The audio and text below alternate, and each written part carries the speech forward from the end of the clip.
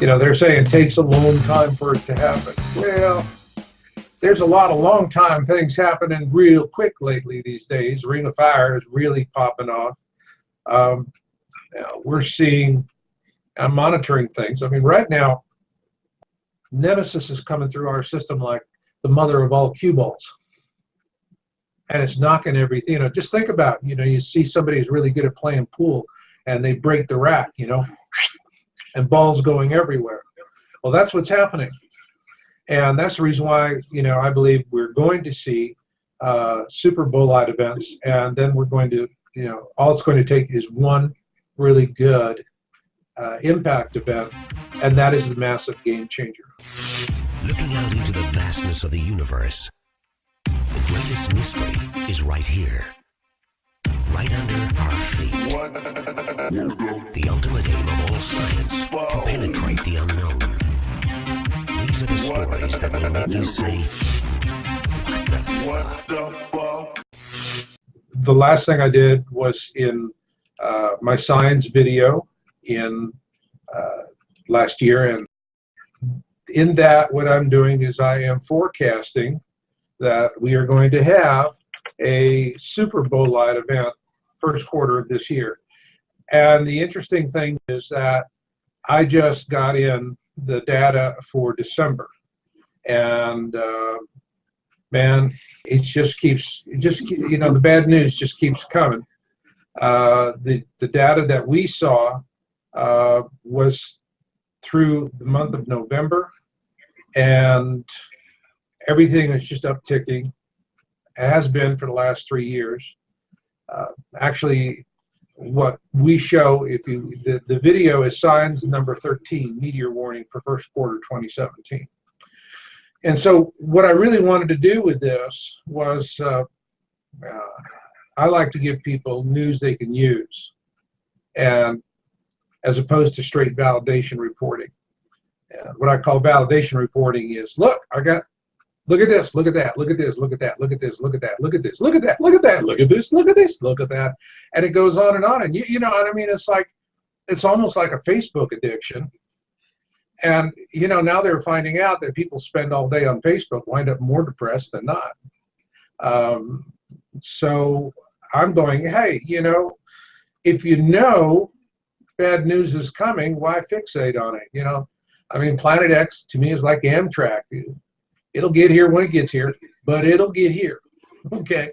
And in the meantime, it's preparing yourself for what's going to come mentally, and being aware of key signs. And you know, what I do in the video is I actually, as I was looking at fireball and meteor reporting, the hard thing I think for a lot of people is if they're trying to self-educate themselves.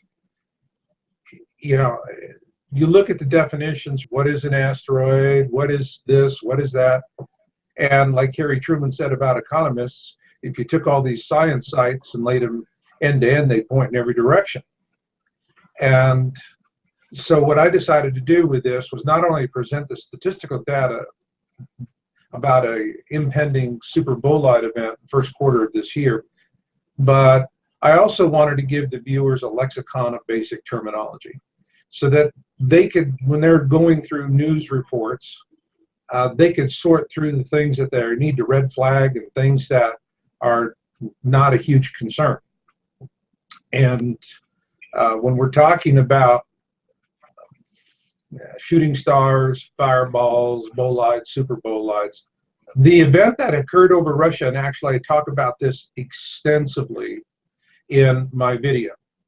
And again, for your listeners, and that's signs number 13, meteor warning for first quarter 2017. A super bolide is different from a bolide. Bolides, whether it's a regular bolide or a super bolide, are differed from fireballs because a bolide will have a detonation event. And a super bolide is one that is going to have, once it gets from, you know, a bolide is going to detonate, you'll see it. But if a super bolide detonates, you're going to have shock waves, sound, bright flash, and so forth. Now, the Chelyabinsk, which happened in February 15th, 2013 was a Super Bowl-like event. And when it detonated over Chelyabinsk, or actually it detonated beyond Chelyabinsk over an unpopulated region, which was fortunate for them because it was what I call a 30-30 event. It released as much energy as 30 Hiroshima atomic bombs, and when it detonated, it was momentarily 30 times brighter than the sun. 1,500 people were injured, primarily from flying glass. They were standing at their windows looking at this, and the shock wave blew the glass into their face. But also a lot of people, because of the bright flash, had burns on their bodies and retinal burns. And so out of 1,500 people, you really got to wonder how many people were actually blinded in one or both eyes during this event. And so that is a particular concern. And that's the thing I'm worried about, is that in the first quarter of this year, the statistical trend data is indicating that we're at a high risk of another Super Bowl-like event. Now, Chelyabinsk did not happen directly over a city. But imagine if a Chelyabinsk meteor, which was 17 meters in diameter, okay, so this thing was a pretty good sized rock. And let's imagine you have a 17-meter wide Super Bowl-like detonating directly above New York, London, Paris, Rome. Now you're going to have a whole nother kind of disaster scenario, one where there could be substantial and major loss of life. And what we did was we've been tracking trends, and we started this with an article that we wrote back in 2015. J.P. Jones did it, and because we were following the work of another Planet X researcher who was trying to figure out the calendaring mix-up, because when people follow Zecharia Sitchin's 3,600-year orbit, they seem to, they can't get the dots to connect. And then what happened is, we were reading the book, The Lost Book of Enki by Sitchin, which is the autobiography of Lord Enki of the Anunnaki, who is the creator of our species.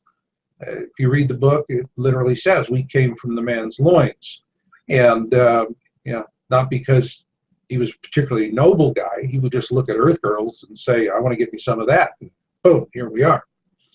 And if you read that, it reads more like Game of Thrones with horny aliens and spaceships. And still the same, though, in there, it says that the very first calendar ever created for our planet was created by Lord Enki, and it was a lunar calendar. And it had 2 seasons, summer and winter. And so when you look back historically, lunar calendars are the predominant way of measuring time. And the Gregorian calendar that we use today is really a political mashup invented by the church. And that's the reason why we have leap years, and we got to recalculate, and holidays don't fall on the same days and things like that, because it's a mishmash calendar. However, when we went back and we said, okay, 3,600 Gregorian years or 3,600 lunar years, and because Sitchin was translating the Sumerian text, we said lunar years, and the minute we did that, correlated it with Gregorian calendar, then all of a sudden events just snapped into place. Click, click, click, click, click. But at the same time, we began wondering, well, since we're doing this calendar stuff, lunar versus Gregorian, what about Mayan calendar? Because that's the most precise calendar ever created by man. And I can remember, back in the lead up to 2012, and there was all the hullabaloo about, like the movies, golly gee, all the cable programs, 2012 programs. And I even, back in August of 2012, I was interviewed by National Geographic, and the producer asked me, he said, do you see a direct correlation between December 21, 2012 and Planet X? And at the time I said, no, I don't see any correlation. And then he said, well, what are you going to be doing on December 21, 2012? And I said, well, I'm going to make coffee. And I take my coffee real seriously. And so he didn't like either of those answers, and I didn't get that big of a piece on the eventual production. But in retrospect, when I said there was no correlation between Planet X and the Mayan calendar, I was absolutely wrong for the right reasons. Reason why I said I didn't see a correlation was there was no data to substantiate that. You know, I don't, you know, interpreting the Bible or talking to Zeta aliens or whatever. I mean, that's, who can duplicate those methods? I always like to find things that, you know, my audience can say, fine, I'm going to take what Marshall says and I'm going to bet it. I'm going to go back to his source and see how he came to his conclusions. And that's more the scientific method. And it's a personal hot button for me because I did work in Y2K mitigation in the 90s, and I can tell you Y2K was a Titanic didn't hit the berg. And if they had actually revealed what the real crisis was all about, that insiders like me knew, I was doing Y2K stuff for Hewlett Packard, it would have crashed the stock market. So, you know, and then you have guys like Bill O'Reilly off with their heads. And I hate that kind of mockery after a non-event. The thing here is that our planet is not responding directly to Nemesis. Our planet is responding to our sun, which in turn is responding to Nemesis. And it has been for some time. You know, a big reason for geoengineering spraying, chemtrail spraying, is to create global dimming, which is one of the reasons why temperatures are cooling when we're supposed to have global warming, and we have weather chaos. All right, all things being equal, we would be warmer right now all across the planet, and the geoengineering spraying, which is loading up the atmosphere with aluminum, is reflecting light back into space, and this is becoming a problem for astronomers as well. This is distorting their view of the skies. By 2013 or 2030, at the current rate, half of all infants born will be autistic. Autism rates are just skyrocketing because of the aluminum. So we're already in a very, very severe struggle, and we have this essentially, it's untried terraforming, or they're just terraforming the planet, and this is a huge experiment, and you know, and we're going to die. We're suffering as a result of it. People are dying from this because all these just massive amounts of chemicals they're spraying into the sky. And you know, the interesting thing I find about it is that you can look up, see what they're doing, and how many people really look up, and how many of them want to believe what they're seeing. Very few. Very, very few. You know, you ask most people, look up when you see a chemtrail jet passing overhead spraying, and you go, that's chemtrail. And they go, huh? And they shrug it and go on their way, you know. So we are already being affected. We don't understand it because the media is very good at suppressing things. There are massive crop failures happening right now worldwide. But as long as we can go to Costco and the shelves are full, who cares? You know, it's a moot point. You know, on the other hand, there will come a point when in my mind I can see people wheeling carts up and down the aisles of Costco and somebody screaming, oh my God, they're out of Tabasco, we're all going to die, you know. And you know, by the time that happens, it's a little too late. And so, yeah, we're already feeling the effects. I believe that later this year, you know, the question being, and you're asking, when are we all going to see it? Well, I'm documenting this. We're already seeing, okay? You look at my Planet X system update number 4, and I post there where at the 3 o'clock position relative to the sun and the horizon, we have multiple sightings of PX objects in the same location and in different parts of the globe and at altitude from commercial jets. And I present all of that. And it's a 3-parter, and you know, that's the one part of that's the second part of that series, and it's the least popular. Yeah, I mean, people, you say, you know, when are you going to see it? They're not interested in seeing it. And I hear people all the time go, well, when am I going to see it with my own two eyes? And I have been criticized for saying, if you ask that question, you're stupid, you deserve to die. And people really, they get incensed.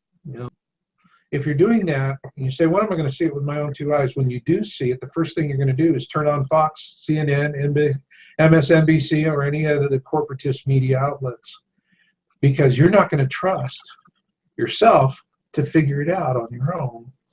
And their talking heads are going to tell you, it's just going to be an interesting celestial show. Don't worry about it. Stay calm. And people are going to go, okie dokie, I'm not going to do anything about it. And they're going to do that because that's what they want to hear. That's what they want to believe. When that happens, that is going to be your harbinger sign that this will be the last window of opportunity to get yourself into a survivable situation. That's it. That's your last harbinger. Now, when they come back with the same official talking heads and they go, well, we've had all of these meteor and asteroid events and blah, blah this, and blah, blah that. And we didn't really factor all that in or properly calculate it, but we've updated our models, and our modeling tells us that, well, it's going to be a little bumpy, but it's nothing we can't get through if we just pull together and stay calm. When you hear that, then right after that is going to come the dying. Okay.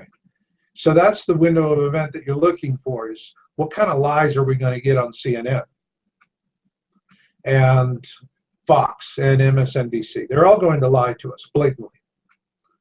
And they've got to do it. He who has the gold makes the rules, golden rule. But, what Ed Dames was saying is November, we see it. Now, when we see it, and if we're going to see this object as large as the moon in 2017, then my estimate of it is that this will be the phase when the Planet X system is passing overhead. It's going to pass overhead and we're going to go underneath it. What that means is the pole shift is going to come about 11 months or so later when we come back around the sun. And by that time, Nemesis is going to be approaching the ecliptic. And so 2017 is when what we're going to be experiencing will be impact events, steep increases in volcanism. I think it's all eyes on Italy. This is when we're going to have more of a problem with, we want to look at, particularly around the Naples area, that's going to be telling. But we're going to have volcanoes going off. We're going to have ash in the air that's going to block air traffic. When you see on the Pacific Rim, the western edge along the, those states in that area, and we're already seeing ash plumes that are closing air traffic. That's already happening right now. It's going to be a sufficient uptick that it is going to affect the world economy. A lot of people don't recall, but on 3/11, when the earthquake and then tsunami that resulted in the Fukushima incident happened, the country had to shut down its JIT factories, just-in-time manufacturing. And so consequently, other production lines around the world were not able to receive the components they needed to build what they needed, so they had to shut down. So there was a global consequence, because we manufacture products a little bit here, a little bit there, and we snap them together. And it's, this is really what I call a jumbo jet manufacturing world. You have these big 747 cargo liners, and that's it. Load them up, and they haul off and take the parts over, and it cost justifies. And that is going to shut down because of air traffic. Another aspect of that is the balance of power in that region of the world is going to shift completely away from the United States in favor of China, because our military presence there, we project power through naval aviation and land-based bombers. and jet engines and volcanic ash do not live well together. So you cannot operate. That's it. That ash will just tear up the engines. And on the other hand, the Chinese military, their principal naval model is based on the Soviet model, which relies more on submarines and missile cruisers. And this war strategy is invulnerable to the ash. I mean, these ships can, have no problem moving through the ash, and rockets have no problem moving through the ash, ballistic missiles, and so forth. So that'll ground us. And once we're no longer able to project power through the air, then that's it. China will just swoop in and control the region. That will have severe economic impacts for us here. Shopping at Walmart is not going to be such a wonderful experience anymore. And so these are the consequences that we're looking coming ahead this year, that we're going to have all these signs, indicators, economic issues. Economic issues are in turn going to drive destabilizing political situations and wars. That's going to happen. But there will come a point where we begin having a sufficient number of collapses, and all it takes is one really good impact event, and that is the world changer. Now, in my book, Being in It for the Species, I go through in very precise detail of an impact event that occurs in the eastern Atlantic, and just short of the continental shelf going into Europe. And so this is a large impactor. It goes down to the subsea floor, and it hits in a place off the coast of Western Europe that has catastrophic events in a series of ways. That impactor, first it hits, and it happens to hit in an area where we have a nexus of subsea fiber optic cables. So that immediately shuts down a good part of global communications right there, just with that impact. But then the impact is going to send tsunamis in two directions. Now, behind it and in front of it, the one in front of it obviously going to be bigger. That's going to hit Northern Africa and Europe, and it'll be devastating. And you're going to have cities inland like Paris and London that are going to flood because, the water is going to come back up the rivers. Meanwhile, you're going to have all the ejecta that's going to be falling as far east as Germany, and that's going to be causing innumerable fires and problems. Then you're going to have the rearward tsunami that hits the east coast of the United States from Newfoundland down, and that is going to be a 1-2 punch, actually, because that impact event in that area is going to La Cumbre de Vija, the volcano and on Las Palmas, and the western flank of that volcano back during World War II separated, and so it's really primed for a slide. The flank would slide into the ocean. That would also create a massive tsunami event, and so the shock that would radiate out from the impact event would set that off. So in the United States, we would have a 1-2 punch. We'd have a tsunami coming in from the impact itself, and then about 8 hours later, we would have another tsunami, or even sooner, that would be coming in from the collapse of the west flank of that volcano. And the east coast, we're talking about from Newfoundland to all the way down to Miami, it just is hammered, and there's going to be huge loss of life with that. The event that is going to let us know that we're on that catastrophic timeline will be what I call the winter of ash, because there's going to be so much ash in the sky, it's going to dim the skies, and it's going to give us cold weather. It's going to ground aircraft. Wherever you're at in America, you'll get up in the morning and you go out and there'll be a thin film of volcanic ash on your car. And all of that's going to be coming over from the Pacific Rim. And we're going to have You know, the thing about the Planet X system is it's pushing stuff in front of it as well as dragging stuff behind it. And one of the things that I explain in my video programs is that you have objects in space, you have asteroids in space that are in benign orbits, okay? Nowhere, you know, no way, no how are they going to cross the Earth. I mean, there's no problem. However, NEMESIS is coming through our system like the mother of all cue balls.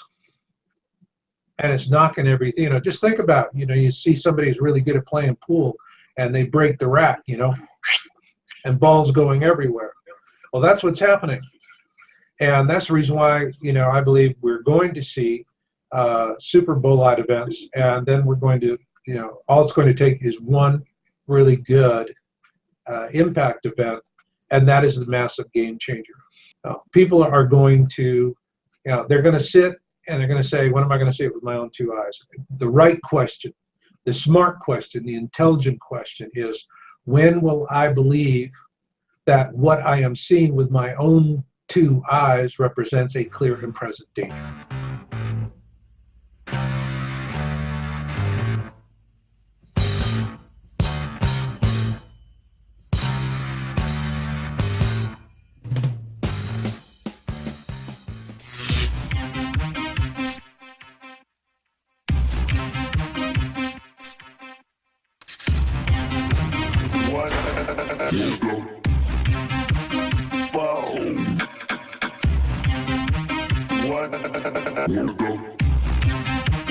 What the fuck?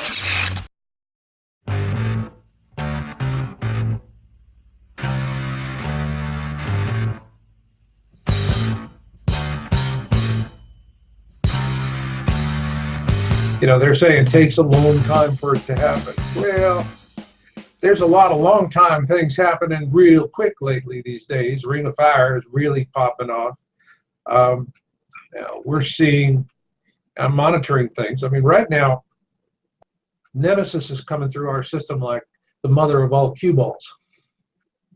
And it's knocking everything, you know, just think about, you know, you see somebody who's really good at playing pool and they break the rack, you know, and balls going everywhere.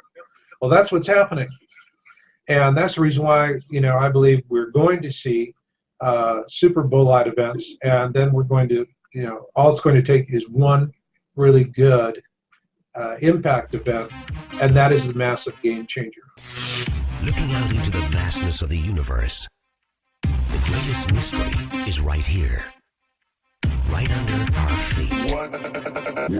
The ultimate aim of all science, to penetrate the unknown. These are the stories that will make you say, what the fuck? The last thing I did was in my science video in last year, and in that what I'm doing is I am forecasting that we are going to have a super bolide event first quarter of this year. And the interesting thing is that I just got in the data for December, and man, it just keeps, you know, the bad news just keeps coming. The data that we saw was through the month of November, and everything is just upticking. It has been for the last 3 years. Actually, what we show, if you, the video is signs number 13, meteor warning for first quarter 2017. And so what I really wanted to do with this was, I like to give people news they can use, and as opposed to straight validation reporting. And what I call validation reporting is, look, look at this, look at that, look at this, look at that, look at this, look at that, look at this, look at that, look at that, look at this, look at this, look at that, and it goes on. And you know what I mean? It's like, it's almost like a Facebook addiction. And you know, now they're finding out that people spend all day on Facebook wind up more depressed than not. So I'm going, hey, you know, if you know bad news is coming, why fixate on it? You know, I mean, Planet X to me is like Amtrak. It'll get here when it gets here, but it'll get here, okay?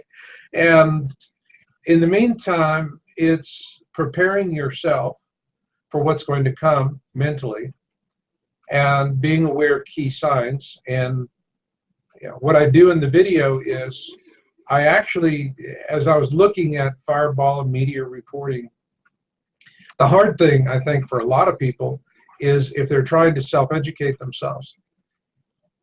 You look at the definitions, what is an asteroid, what is this, what is that?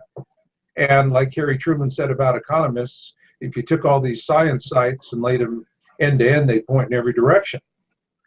And so what I decided to do with this was not only present the statistical data about a impending super bolide event first quarter of this year, but I also wanted to give the viewers a lexicon of